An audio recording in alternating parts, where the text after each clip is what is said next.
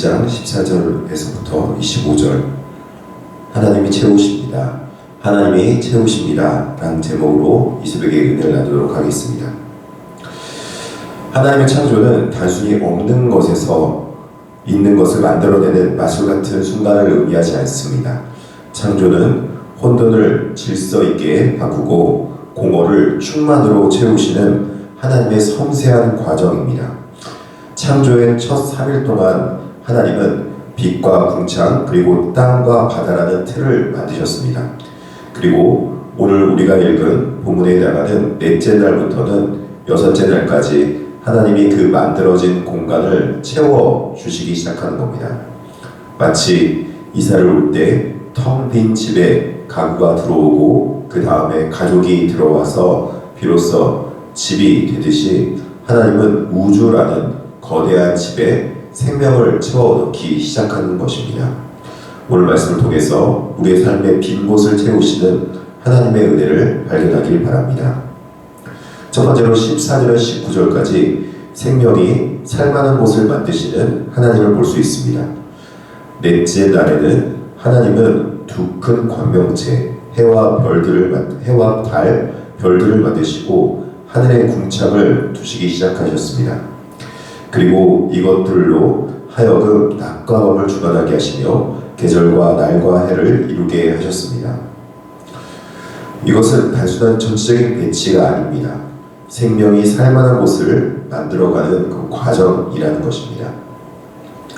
생명체가 살아가기 위해서는 빛이 필요하고 시간의 흐름이 필요하며 온기가 필요한 것입니다. 하나님은 이 모든 환경을 먼저 조성해 가셨습니다. 하나님의 창조는 모든 생물들이 살아갈 수 있도록 하는 배려였다는 것입니다. 아무 준비 없이 생명을 던져놓고 그걸 살라고 하는 것이 아니라 생명이 가장 안전하고 풍요롭게 살 수 있는 장소와 공간을 마련해 놓으신 것입니다. 우리 삶이 때로는 공허하고 혼란스럽게 느껴질 때가 있을 것입니다. 그러나 그때 하나님의 창조의 질서가 우리 가운데 들어오게 되면은 우리의 삶에 거주한 공간과 환경은 쉴만한 공간, 살아갈 만한 장소로 변경될 것이고 바뀌어 갈 것입니다. 하나님께서 이렇게 예배하시며 질서를 잡아 가실 것이라는 것입니다. 두 번째는 생육하고 번성하는 축복을 하나님께서 말씀하셨습니다. 20절에서부터 23절까지인데 환경이 준비되고 나면 다섯째 날부터는 하나님은 물속의 생물과 하늘의 새들을 창조하기 시작합니다. 21절을 보면은 하나님께서는 그들을 그 종류대로 창조하시고 보시기에 좋았더라 라고 말씀합니다.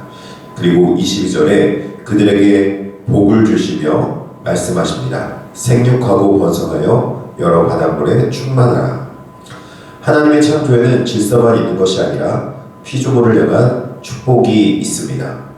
하나님은 피조물들이 단순히 존재하는 것에 그치지 않고 생명력 있게 번성하고 충만해지기를 원하고 계십니다.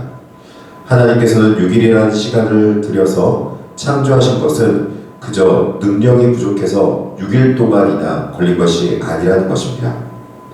그 날들의 과정 속에서 하나님께서 이 모든 피조물들이 살아갈 만한 공간을 만들어가는 그 하나님의 세심한 그리고 디테일한 정성이 담겨 있는 것입니다.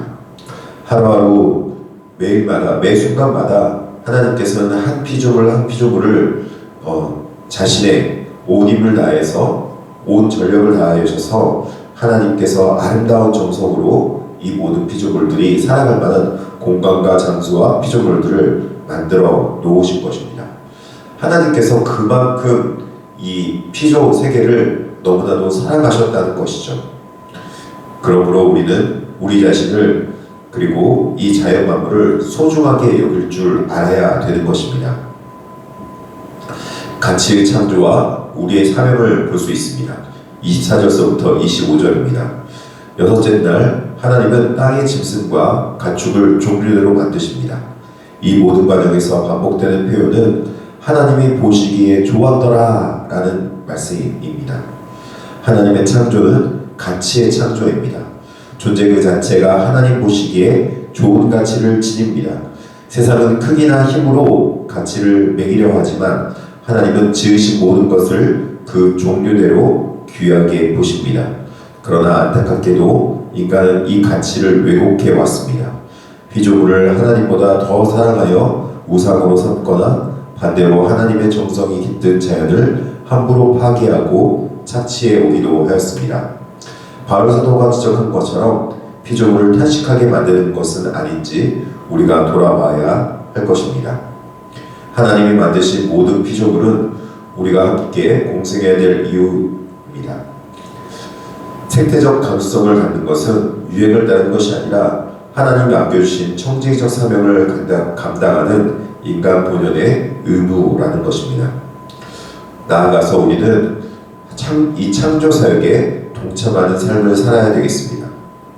무엇보다도 우리 삶 가운데서 이 땅 가운데 창조가 있기 전에 있었던 혼돈을 몰아내고 생명이 살만한 곳, 즉 하나님께서 우리를 이 땅에 있게 하신 피조세계를 있게 하신 그 피조물을 있게 하신 창조주의 그 살만한 곳을 만들기 원하셨던 하나님의 뜻을 담아내고 그리고 우리는 하나님의 형상을 닮아내야 될 것입니다.